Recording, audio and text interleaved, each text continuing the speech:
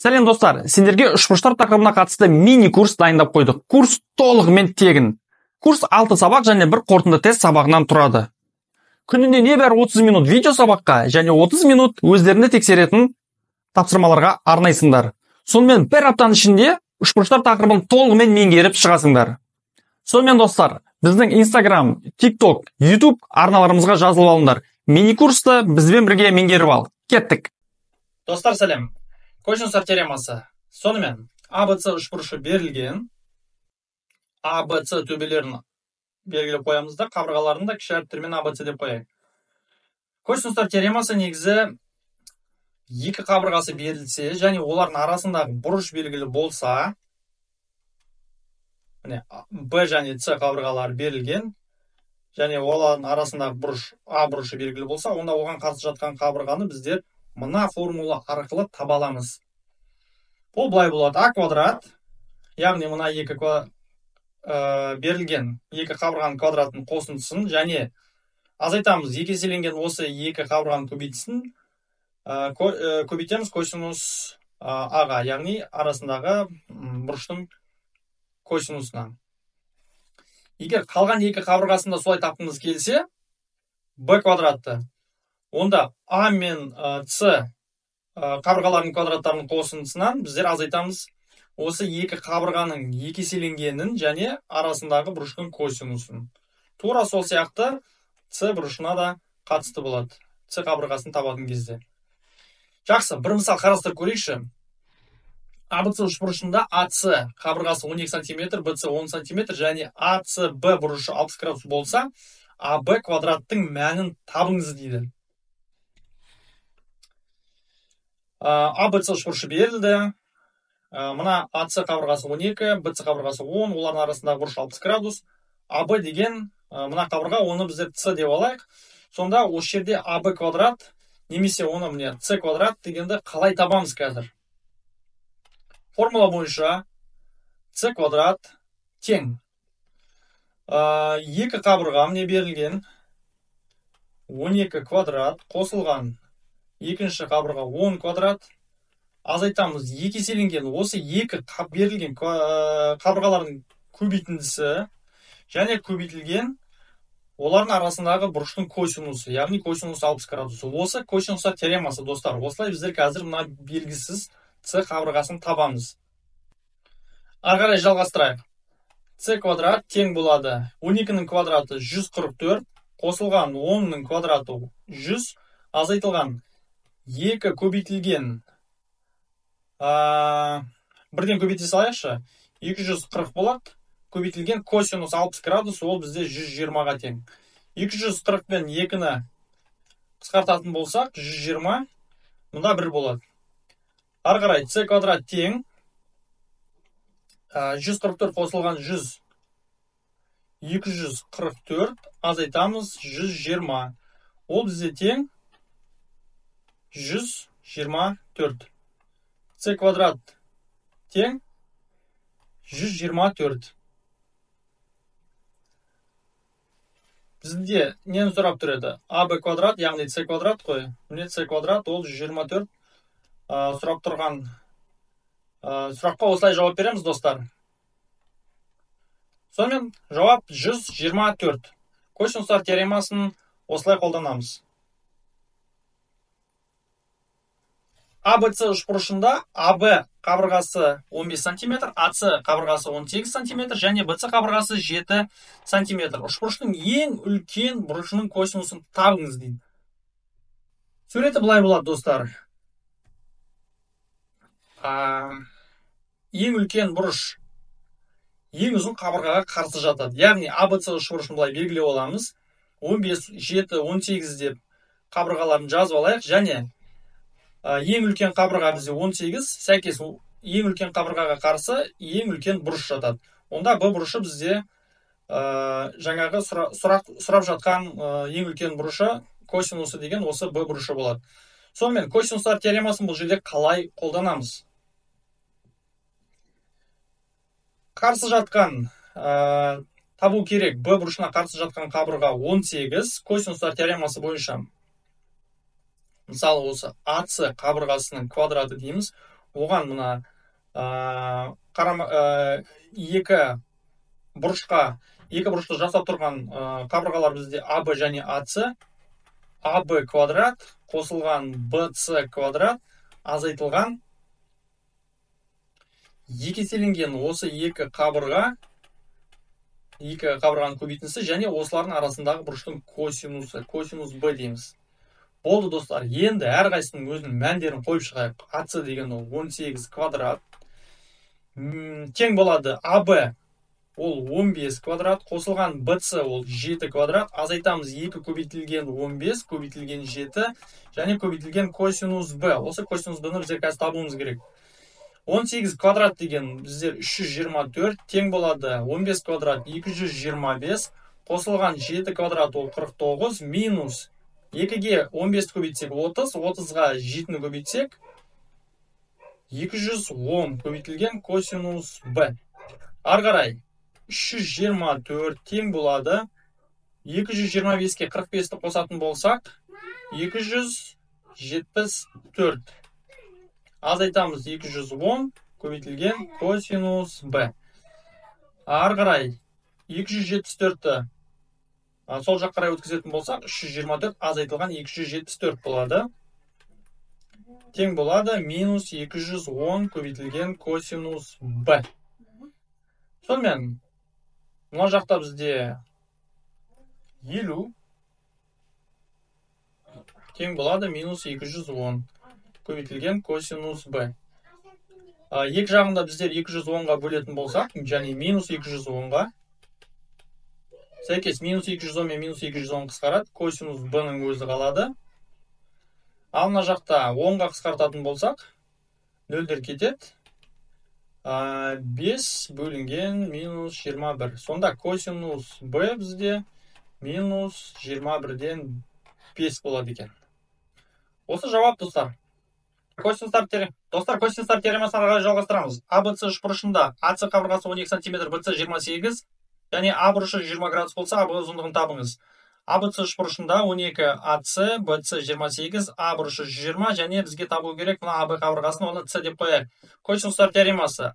А бұрышына қарсы жатқан қабырға 28, жалпы бұрышқа қарсы жатқан қабырғадан бастаймыз барлығын.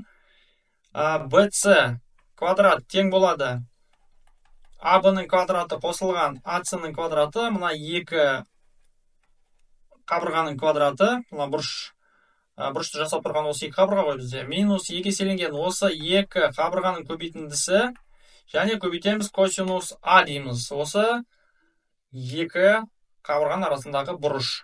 Осы косинустар теоремасының формуласы. Ары қарай орын-орнына қояйық. БС бізде 28 тең АБ С квадрат қосылған АС 12 квадрат минус 2 еселенген С көбейтілген 12 көбейтілген косинус 120 градус. Міне орын-орнына қойдық. 784 тең болады С квадрат қосылған 144 минус 24С көбейтілген бұны косинус 90 градус қосылған 30 градус деп жазып алайық. Ары қарай 144-ті біздер мына жақ қарай өткізейік. 784 минус 144 тең болады С квадрат, қалған көшіреміз 24С көбейтілген. Бұл келтіру формуласы бойынша тригонометрияны еске түсірейік, достар. 90 қосылған 30 ол бізде синус 30 градус болады. Және косинус 20 градус ол екінші ширек. Екінші ширекте косинустың таңбасы минус. Сондықтан мұнан алдындағы минус плюске айналып кетеді. 784-тен 144-ті азайтатын болсақ, болады 640 тең С квадрат қосылған 24С көбейтілген синус 30 градус 2-ден 1. 12 мен 2 қысқарады. 24 пен 2 қысқарады, 12 қалады. Сонда С квадрат қосылған 12С минус 640 тең 0. Барлығы 0-ге теңестірсек, осындай квадратты теңдеу шығады. Сонымен дискриминант тең 12-ның квадраты 144, азайтамыз 4 көбейтілген 640. 640 енді минуспен, сондықтан мына минус формула бойынша ол плюс болып кетеді. Тең 144 қосылған 4 көбейтеміз 640. Ол болады бізде 256. және 0 тіркесек 2560 болады. 2560-қа 144 қосатын болсақ, тең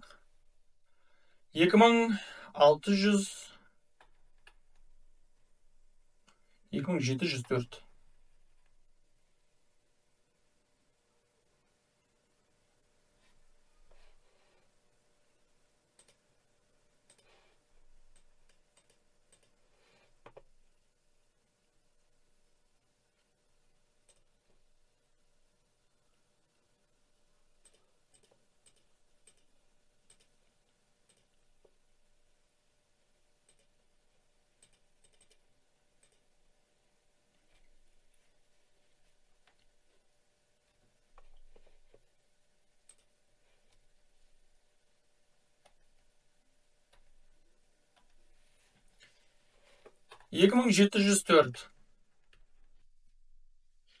Ары қарай C1 тең болады минус 12 қосылған түбірдің астында 2704 болады 52. Бөлінген 2-ге тең болады минус 12 плюс 52 40-ты береді. 40-ты 2-ге бөлсек 20. C2 тең минус 12 минус 52 бөлеміз 2-ге тең болады минус 64, 12-ге бөлсек минус 32. Енді C деген не? Еске түсірейік достар. C деп біздер мұны AB қабырғасын алдық. Сонда 20 мен минус 32-ні таңдайтын кезде минус 32-ні біздер ала алмаймыз, өйткені қабырға деген ұғым бізде теріс бола алмайды. Сондықтан жауап AB қабырғасы тең 20 болады. Сонымен косинустар теоремасын жалғастырамыз достар. ABC параллелограммында AB тең 6 сантиметр, AD 10 сантиметр. Егер A бұрышы 60 градус болса, онда параллелограммның диагоналдарын табыңыз. AB қабырғасы 6 сантиметр, AD қабырғасы 10. Енді параллелограммда қарама-қарсы қабырғалар бізде тең, оны білеміз достар. Сондықтан мына жақта 10, бізде мына жақ 6 болады. A бұрышы бізде 60 градус. Енді параллелограмм диагоналдарын табыңыздар дейді. Енді BD деген диагоналын қазір бірінші тауып көрейік.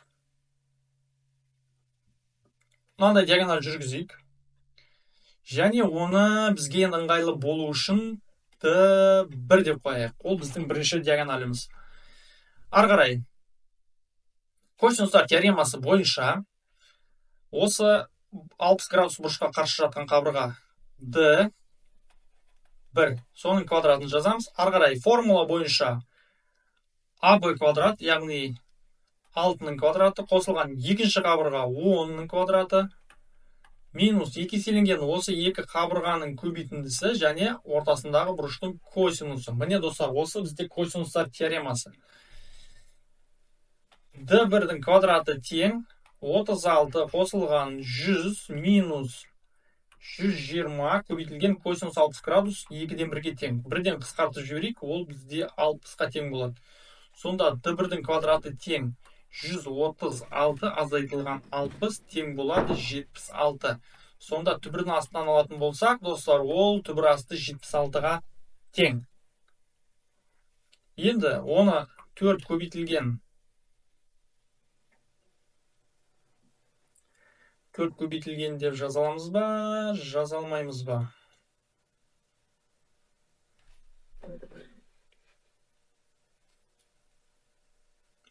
Төрт көбейтілген 19 деп жазамыз. Және 2 түбір асты 19 деп жазсақ болады осылай. Енді екінші диагоналін табайық. Енді параллелограммның қарама-қарсы қабырғалары тең. A және C қабырғалы 60-тан болатын болса, онда B және D бұрыштары 120 градусқа тең. Мына және мынау 120 градусқа тең. Жаңа айттық біздер мынада 10-ға тең, мынада 6-ға тең. Олай болатын болса, екінші диагоналы бізде AC диагоналы болады. Оны D2 деп қояйық. D2 квадрат тең 6 квадрат қосылған 10 квадрат минус 2 еселенген осы 6 мен 10-ның көбейтіндісі және косинус 120 градус. Бұл сапары бізде екеуінің арасындағы бұрыш 120 градус, достар. Ары қарай D2-ның квадраты тең болады 36 қосылған 100 минус 120 көбейтілген косинус 120-ны табу үшін, достар, бізде косинус 90 қосылған 30 градус дейміз. Ол келтіру формуласы бойынша синус 30-ға айналады. Қазір мына жерден жазып алайық. d2-ның квадраты тең 136 минус 120 көбейтілген. Мына жерге жазып қойыншы, мен косинус 90 қосылған 30, ол бізде синус 30 градус. Достар, келтіру формуласы бойынша еске түсірсеңдер, бұл синус 30 градус және косинус 120 градус деген ол екінші ширек. Екінші ширекте косинустардың таңбасы минусқа ие. Сондықтан минус синус 30 градус болады. Ол минус бізде мына жерде алдынан шығады. Мынау екеуі плюс болып кетеді. Ал сосын синус 30 градус ол бізде 2-ден 1-ге тең. Сосын 120 мен 2 қысқарады, мына жақ бізде 60 болып қалады. Сонда d2 квадрат дейміз. 136-ға қосамыз 60-ты. Сонда ол 196-ға тең болады екен. d2 тең түбірасты 196. Түбірасты 196 достар 14-ке тең. Сонда екінші диагоналіміз бізде 14-ке тең. Жауабы бірінші диагональ 2 түбірасты 19, екінші диагональ 14-ке тең. Келесі есеп. Косинустар теоремасы жалғастырамыз достар. Ұзындықтары 10 см және 16 см болатын параллелограммның диагоналдары 60 градус жасап қиылса да, параллелограммның қабырғаларының ұзындықтарын табыңыз. Бірінші диагональ былай жүргізейік. Екінші диагональ бізде былай болсын. Төбелерін әрине А, Б, С, Д деп белгілеп қояйық. Қиылысқан жерін О деп қояйық. Мынау бізде 16, мынау бізде 10 болсын. Тіпті бұны қазірше былай қоя салайық. Сонымен АС бізде 16 см, БД диагоналі 10 см. Және 60 градус жасап қиылсат деген, мысалы, мына бұрыш бізде 60 градус болады. Онда мына бұрыш бізде 120 градус достар. Өткені жазыңқы бұрышты 2-ге бөліп тұрмыз ғой біздер. 2 бөлікке 1 бөлік 60 градус, екінші 120 градус болады. Сонымен, параллелограммның қабырғаларының ұзындықтарын табыңыз дейді. BC қабырғасын біздер А деп қояйық, DC қабырғасын Б деп қояйық. Сәйкес АБ да бізде Б-ға тең, мынау А-ға тең. Сонымен, біздер еске түсірейік. Параллелограммда диагональдар қиылысқан жерінен қақ бөлінеді. Яғни АС 16 болса, қиылысқан жерінен бізде ОС 8 болады. Және ОБ 5-ке тең болады. Сонда BOC деген мына үшбұрыштан біздер А қабырғасын косинустар теоремасын қолданып шығара аламыз. Яғни А квадрат тең дейміз 8 квадрат қосылған екінші қабырға 5 квадрат.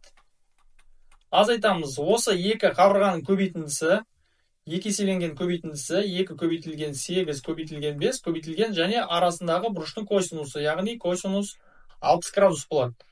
Ары қарай А квадрат тең болады 64 қосылған 25. Азайтамыз. 2-ге 5 көбейтсек 10, 8-ге көбейтсек 80 болады. Және косинус 60 градус ол 2-ден 1-ге тең. 80 мен 2-ні қысқартсақ 40 болады.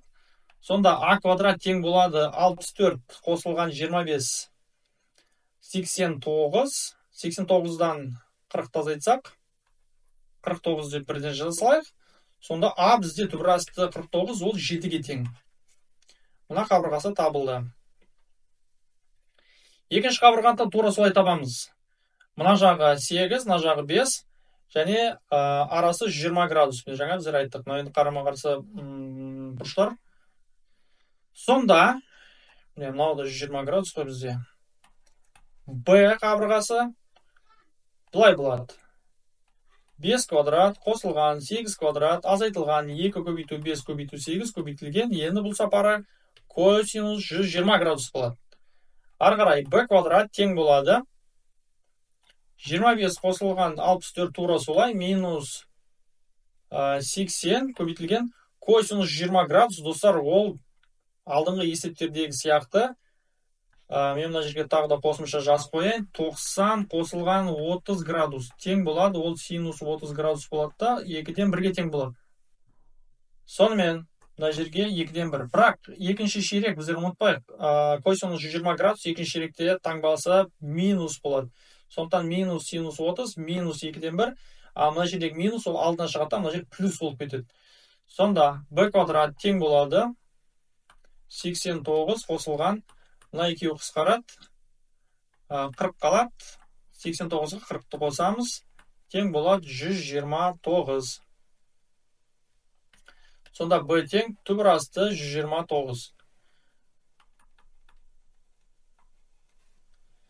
Сонымен достар, a қабырғасы 7-ге тең, b қабырғасы 129-ға тең. Достар, сонымен косинус теоремасын достар жалғастырамыз. ABC үшбұрышында BC 5 см, AB 6 см және B төбесінің сыртқы бұрышының косинусы минус 0,2 тең. AC қабырғасының ұзындығын табыңыз дейді. BC 5 деп қояйық, AB 6. B төбесінің сыртқы бұрышының косинусы. Сыртқы бұрыш болатын болса, достар, міне мынаны бүйтіп жалғайтын болсақ, мына бұрыш бізде гамма болсын. Мына бұрыш бізде альфа болсын. Онда косинус гамма тең болады минус 0,2. Ал косинус альфа ол косинус 180 азайтылған гамма. Яғни 180-нен мына гамманы алып тастасақ, біздер мына альфаны аламыз. Бізге альфа керек қой, өйткені косинустар теоремасын қазір біздер сол арқылы шығарамыз. AC қабырғасының ұзындығын табыңыз, оны x деп қояйық. Сонда x квадрат тең болады, міне мына альфаға қарсы жатқан қабырға бізде x. Ары қарай, екі қабырға бізде берілген, 6 квадрат қосылған 5-тің квадраты, азайтамыз 2 еселенген осы екі қабырғасының көбейтіндісі және арасындағы бұрыш ол косинус альфа. Косинус альфа. Мына жерде жалғастырмадық достар. Косинус 180 азайтылған альфа ол келтіру формуласы тақырыптарын еске түсірсіңдер достар. Косинус гамма болады. Және бұл екінші ширекте ол минус таңбасына е. Сонда косинус альфа бізде минус косинус гамма тең. Ал косинус гамма бізде минус 0,2 тең. Сонда мына жерде формула бойынша бізде минус болып тұр да, минус. Сосын тағы да ол косинус гамманың өзі бізде, косинус гамманың өзі минус 0,2 тең ғой. Сонда 2 минус қосылып бізге плюсті береді, сонда ол плюс 0,2 болады. Астынан қазір жалғастыратын болсақ, x квадрат тең 36 қосылған 25 минус 60 көбейтілген косинус альфа бізде бет жалғастырдық, ол 0,2 тең. Ары қарай x квадрат тең 36 қосылған 25 ол 61. Азайтамыз. 60-тан 0,2 көбейтсек 12.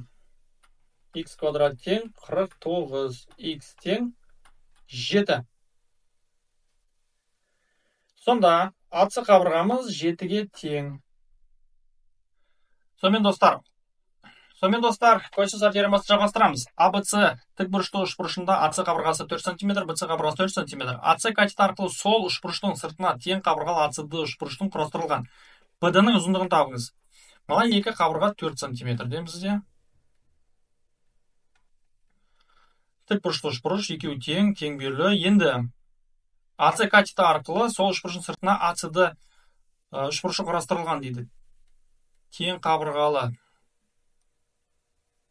Бұлай болатын болса, бізде мынандай тең қабырғалы үшбұрыш. Яғни мыналар да 4 болады. Және мынаны D деп қояйық. Сонда BD-ның ұзындығын табыңыз дейді. Мына жерден біздер BD-ны жалғастырайық.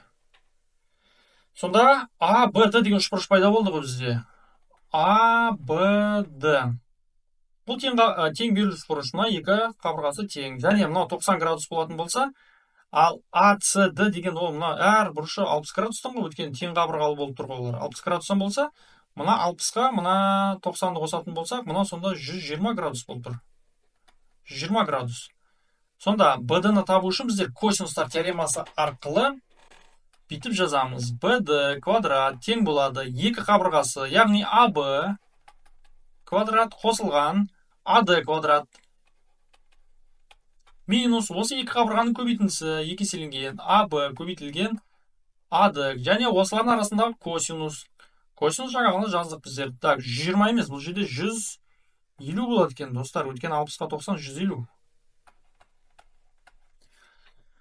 Сонымен BD квадрат деп көшіреміз. Тең болады AB 4 квадрат плюс 4 квадрат дейміз. Минус 2 еселенген 4 көбейту 4.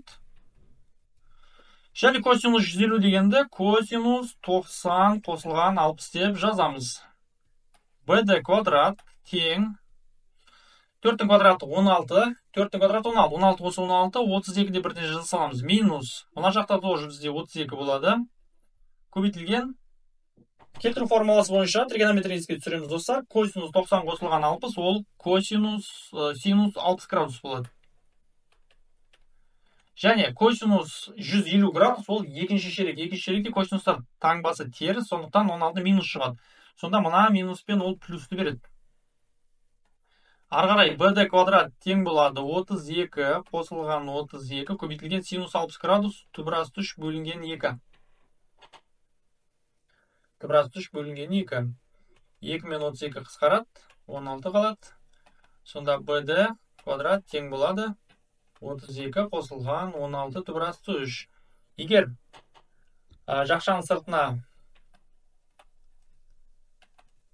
32 16-ны шығаратын болсақ, онда енді бізге BD квадрат емес, BD керек қой. Сонда түбірдің астына аламыз.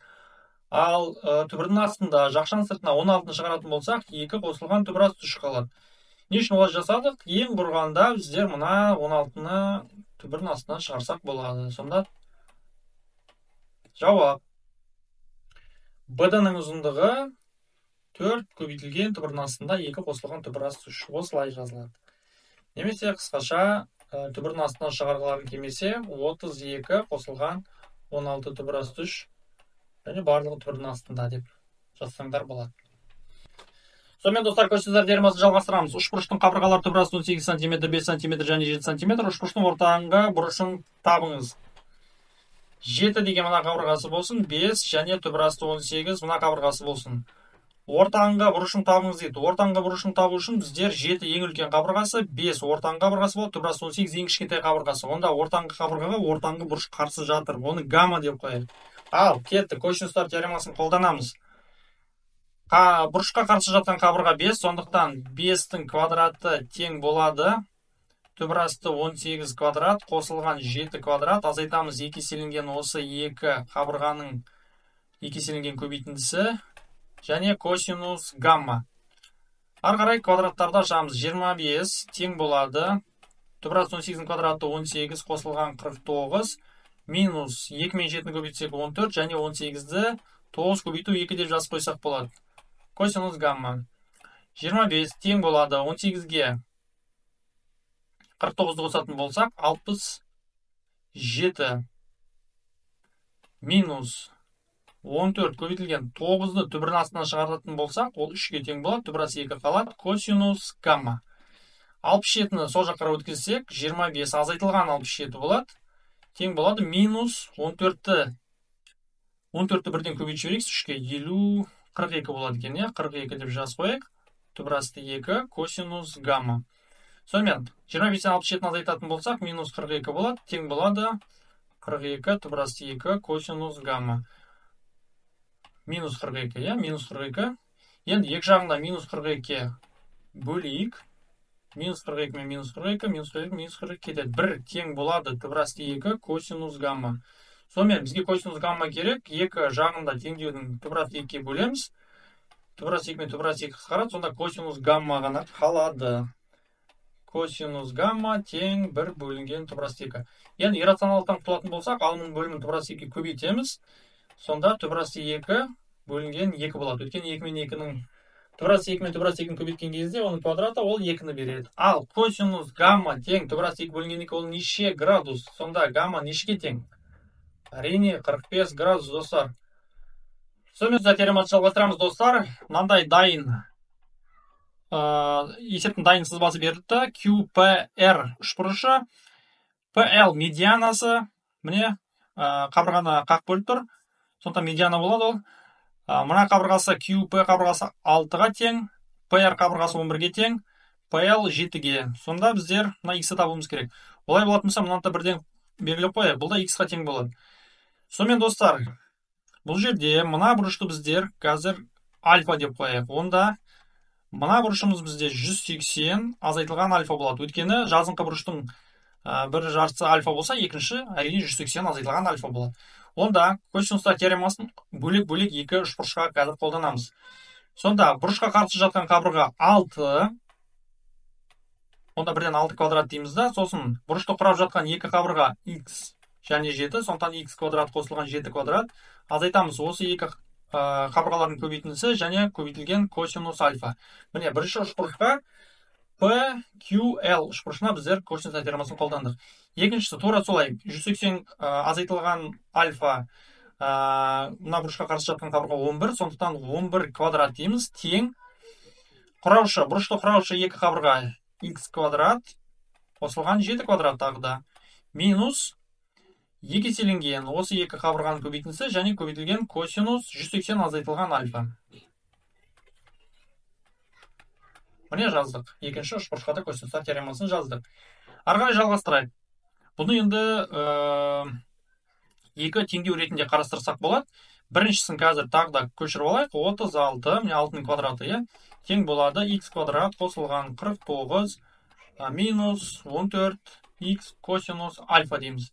Екіншісінде 11-дің квадраты 121 тең болады x квадрат қосылған 49 минус 14x көбейтілген. Енді достар, тригонометрияның келтіру формуласы, тригонометрияда келтіру формуласы деген тақырыптар бар. Сонда косинус 180 азайтылған альфа, ол бізде косинус альфаның өзі болады да, бірақ бұл екінші ширек дегенді білдіреді. 180 азайтылған альфа ол екінші ширек, ал екінші ширекте косинустардың таңбасы минус. Сондықтан косинус альфа болады және минус шығады алдына. Ол мына минусты плюс қылып жібереді.